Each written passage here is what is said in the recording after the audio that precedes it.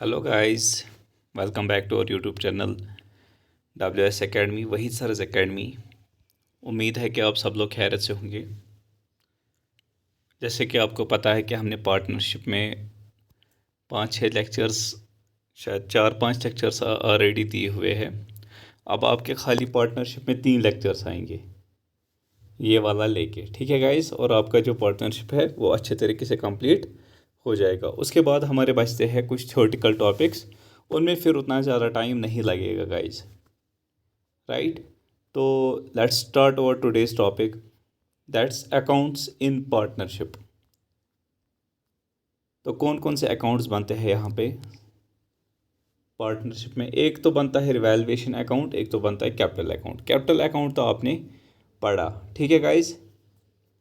अब आज हम स्टार्ट करने जाएंगे, that is revaluation account. Revaluation account क्या होता है, कैसे बनता है, क्यों बनता है, ये आज हम जानने की कोशिश करेंगे। तो रिवैल्यूएशन अकाउंट होता क्या है? The account which is prepared at the time of admission, retirement, death of A partner.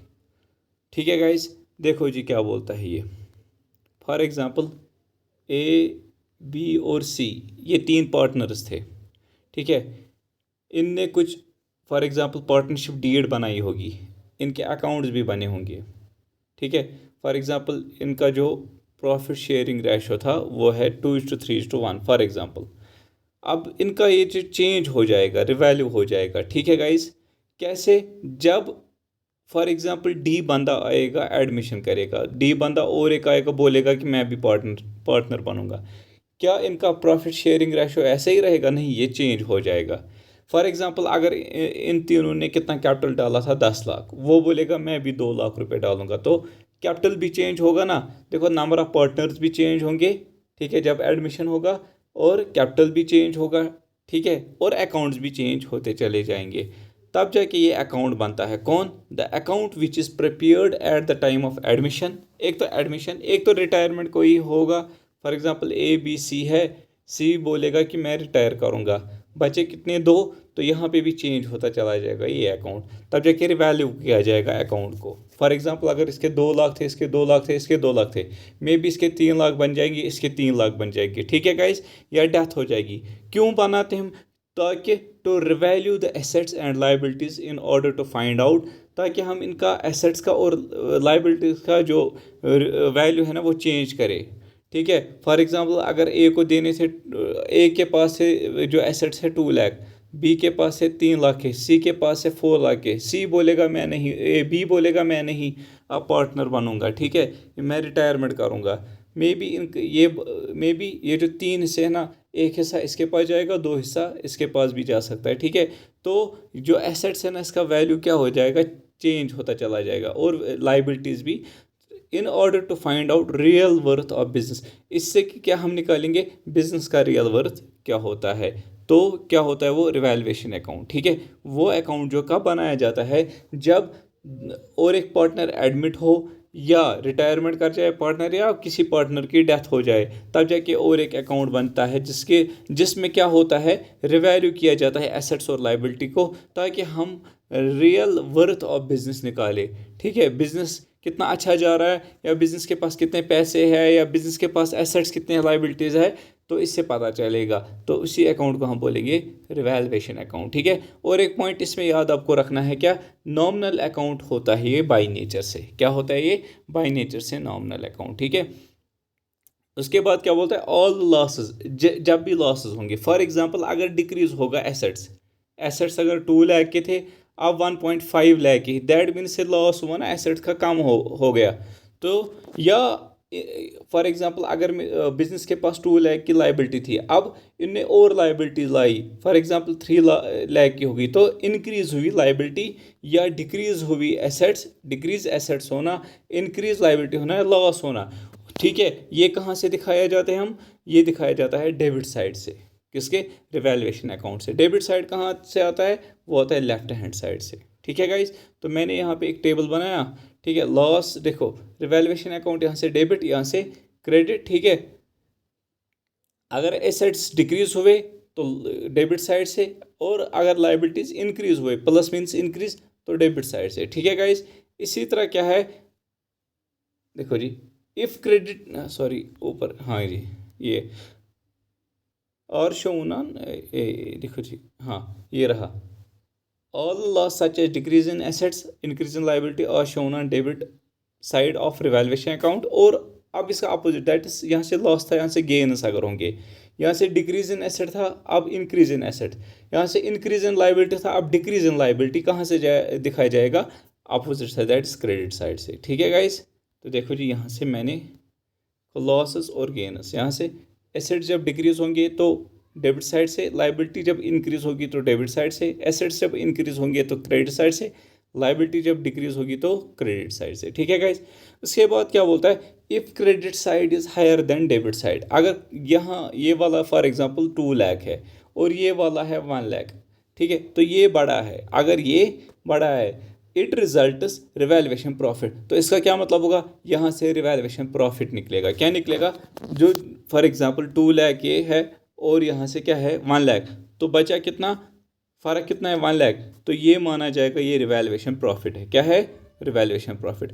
अब अगर उल्टा होगा, फॉर एग्जांपल डेबिट साइड में 2 लाख होगा और क्रेडिट साइड में 1 लाख होगा, तो इनके बीच में डिफरेंस कितना है 1 लाख का, तो ये होगा रिवैल्यूएशन लॉस। क्या होगा, रिवैल्यूएशन लॉस। ठीक है गाइज, तो क्या बोलता है, if credit side is higher than debit side it results revaluation profit which is transfer to, ये किस में ट्रांसफर किया जाता है, ओल्ड पार्टनर्स के। ठीक है, फॉर ABC ओल्ड पार्टनर था तो इनके ही अकाउंट में ये एज पर ओल्ड रेशो। ठीक है, ये पॉइंट्स मैंने आगे लाए हैं, आप अभी आप ये मत ध्यान रखो। ठीक है, वहाँ पे आप देखो, and vice versa as loss, अगर उल्टा होगा दैट इज डेबिट साइड बड़ा होगा क्रेडिट साइड से, तो रिवैल्यूएशन लॉस होगा। ठीक है guys, it is also known as profit and loss adjustment account, इसी को हम रिवैल्यूएशन अकाउंट को ही हम बोलेंगे, दूसरा नाम that's profit and loss adjustment account.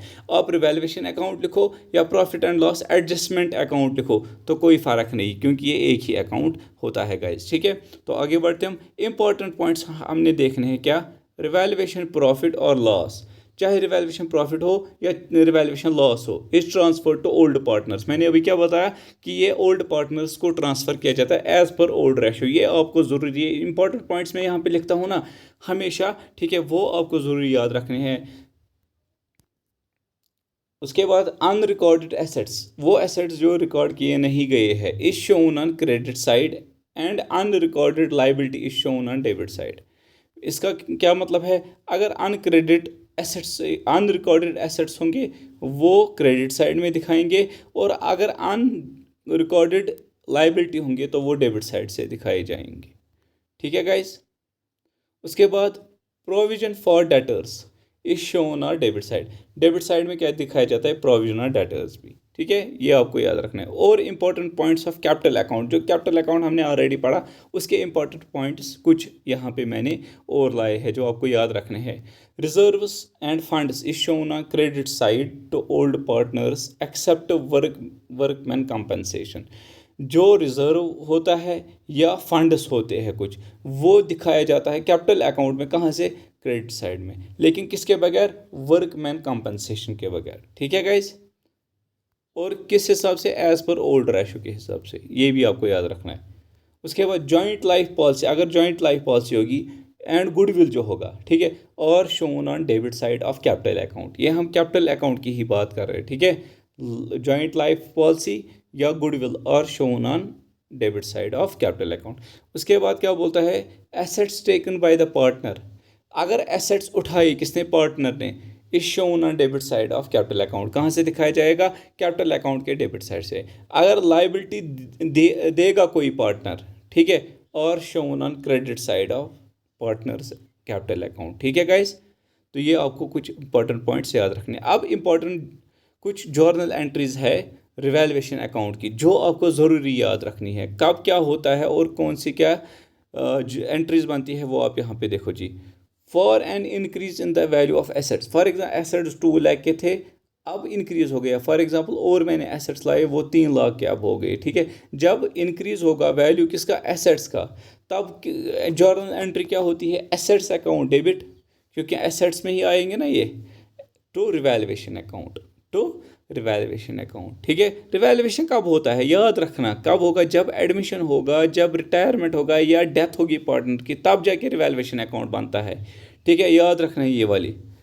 तो जब ये बात करेंगे ना हम यहाँ पे खाली बात करेंगे जब जब एडमिशन होगा यहाँ पे किसी का या डेथ हुई होगी। ठीक है guys, for an increase in the value of assets, ये खाली वैल्यू ऑफ एसेट्स नहीं है, ये कब वैल्यू ऑफ एसेट्स होगा, जब किसी की डेथ होगी मे बी, या किसी कोई ऐड, फॉर एग्जांपल कोई ऐड होगा। ठीक है, देखो जी ABC ये थे, फॉर इनके पास एसेट्स थे 10 लाख के, D और आ गए, इसने 2 लाख के एसेट्स लाए, तो कितना होगा 12 लाख। तो मीनस 10 से 12 लाख बन गया कब, जब इसने एडमिशन किया। तो तब जाके ये होता है, तब जाके होता है क्या, assets account debit to revaluation account. ठीक है गाइस, उसके बाद बोलता है ये for a decrease in the value of assets, अगर decrease in the value of assets होगा, फॉर एग्जांपल ABC 10 लाख का एसेट्स था, अब C क्या हो गया, रिटायर हो गया, इसने एसेट्स खुद के ये वापस लिए। तो फॉर एग्जांपल इसके 3 लाख के एसेट्स से बचा कितना 7 लाख, तो डिक्रीज हुआ ना। हाँ, फॉर एग्जाम्पल या डेथ हुई होगी या फिर क्या रिटायरमेंट किया होगा, तब जाके कौन सी ये जर्नल एंट्री होती है, इससे इसकी उल्टी। ठीक है, उल्टा जो है इसका दैट इज अपोजिट। ठीक, assets account debit to revaluation account था ऊपर, यहाँ पे आएगा उल्टा, that is revaluation account debit to assets account. ठीक है गाइस, उसके बाद क्या बोलता है, for the increase in the value of liability. देखो for the increase in the value of assets था, यहाँ पे ये जब लाइबिलिटी की बात आएगी ना, इंक्रीज होगा, तब ये उल्टा होगा। देखो मैं यहाँ पे आपको देखो, decrease in the value of assets, increase in the value of liability, ये दोनों सेम होगा, क्योंकि लाइबिलिटी और एसेट्स क्या है, अपोजिट। यहाँ पे भी अपोजिट है, डिक्रीज और इंक्रीज, तो दैट मीन्स ये सेम होगा। यहाँ पे भी revaluation account debit to assets था, यहाँ पे आएगा revaluation account debit to liability account, क्योंकि यहाँ पे लाइबिलिटी की बात कर रहा है। For decrease in the value of liability क्या बोलता है, liability account debit to revaluation account. ठीक है, ये आपको कुछ याद रखने हैं, जब आप ये खुद लिखोगे ना तब जाके आपको ये फुल याद आपको रहेंगे।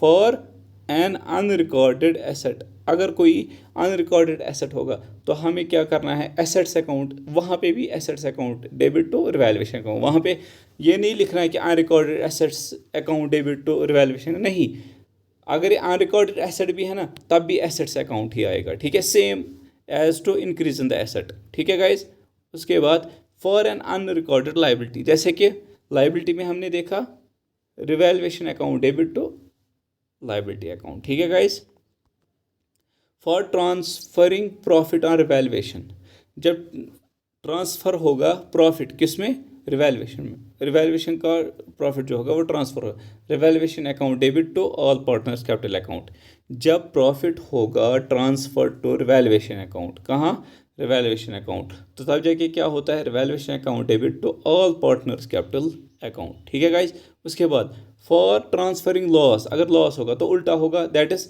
All partners capital account debit to revaluation account. ठीक है गाइज, इसके बाद in case of revaluation profit अगर होता है तो remaining partners capital account debit to retiring partners capital account, ये मेन है। ठीक है, ये दो आप में रखो।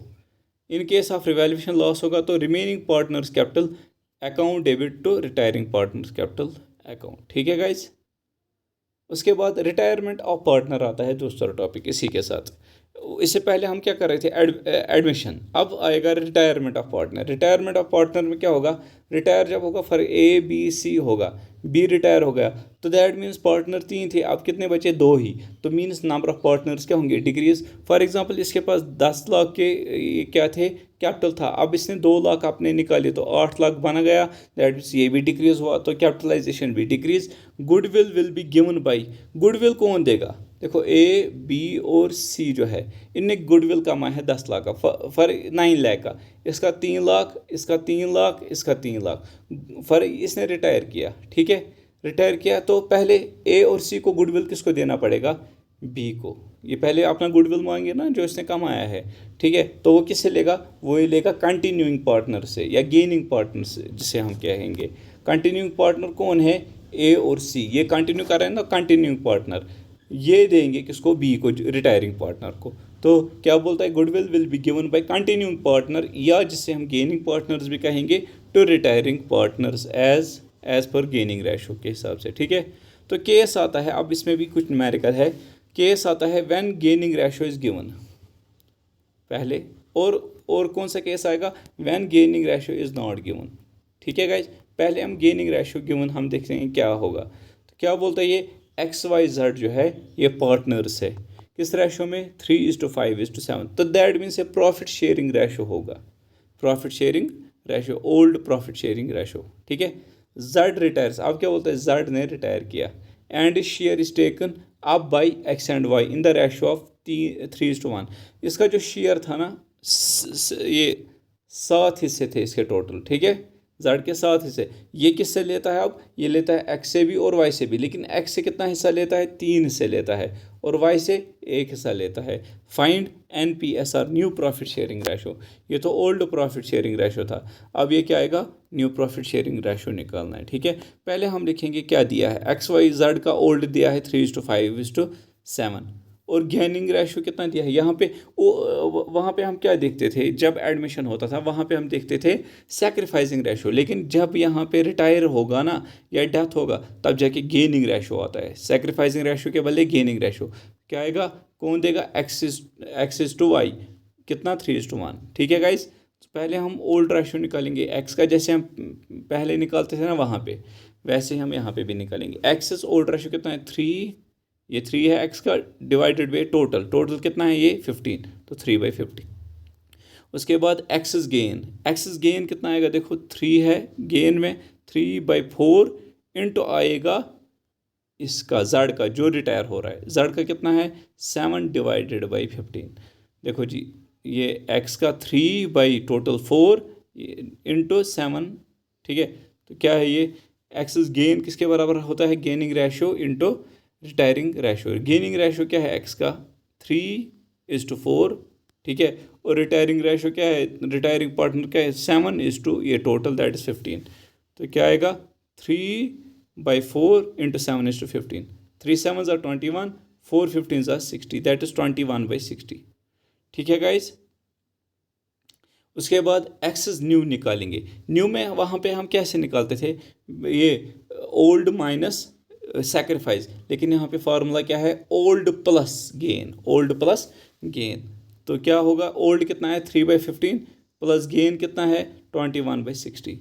तो देखो जी, नीचे क्या आएगा, 15 इंटू 60 ज़ा 900, 60 इंटू 3 ज़ा 180, 15 इंटू 21 ज़ा 315। तो आएगा 180 प्लस 315 इज 495 डिवाइड बाई 900, ऐसे रखेंगे। उसके बाद हम क्या करेंगे, y का ओल्ड निकालेंगे। y का ओल्ड क्या है, 5/15, ठीक है। तो यहाँ पे लिखेंगे 5/15, और y का गेन किसके बराबर आएगा, गेनिंग रेशो क्या है y का, 1/4 into 7/15, that is 1/4 7 into 15, 7 1s are 7, 15 into 4s are 60, ठीक है गाइज। अब y का न्यू क्या आएगा, that is 5/15 old plus gain कितना है 7/60। तो 15 इंटू 60 ज़ा 900, 60 इंटू 5 ज़ा 300, 15 इंटू 7 ज़ा 104। तो जब हम ये प्लस करेंगे 300 प्लस 105 इज 405 डिवाइडेड बाई 900। तो NPSR किसके बराबर निकलेगा। अब NPSR वहाँ पे कैसे निकलता है, X:Y:Z निकलता था ना, लेकिन यहाँ पे Z रिटायर हो रहा है, दैट मीन्स न्यू रेशो खाली निकलेगा X:Y का, इसलिए मैंने यहाँ पे लिखा X:Y। X का कितना ऊपर निकला, ज़रा देखो जी, X का निकला 495/900, और Y का कितना निकला 405/900। ज़रा देखो जी, ये हमने किया 900 कैंसल, तो यहाँ पे ये आएगा 495:405 आएगा ना। 5 से इंटू करेंगे इसको, 5 9 ज़ा 45 बचा, 5 9 ज़ा 45 आया, 5 8 ज़ा 40, ठीक है, और 1 5 1 ज़ा 5, 3 से आएगा, 3 3 ज़ा 9, 3 3 ज़ा 9, 3 2 ज़ा 6, 3 7 ज़ा 21, तो आया 33। क्या हो गया ये, हाँ 33:2। तो यहाँ पे भी अब कैंसलेशन होगा, 3 1 ज़ा 3, 3 1 ज़ा 3, 3 9 ज़ा 27, तो 11:9 आएगा answer, new profit sharing ratio.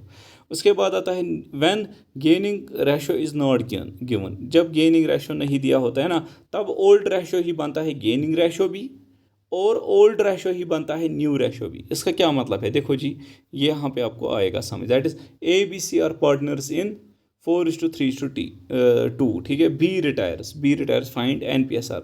तो ए और सी का निकालना है, बी तो रिटायर हो रहा है ना, तो ओल्ड क्या है ए का 4, सी का कितना है 2, तो 2 2 इज 2 1 2, तो ये निकलेगा न्यू भी, यही निकलेगा ओल्ड ये गेनिंग रेशो भी, ठीक है गाइज। तो आपको ये निकालने की कोई ज़रूरत नहीं है, फिर भी मैंने यहाँ पे ये सॉल्व करके दिखाया है, आपको प्रूव करके दिखाया। देखो जी, ओल्ड क्या है 4:3:2, गेनिंग रेशो क्या है A/C का, खाली A/C का, वो आएगा 4:2, मीन्स 2:1 भी लिख सकते हैं, ठीक है।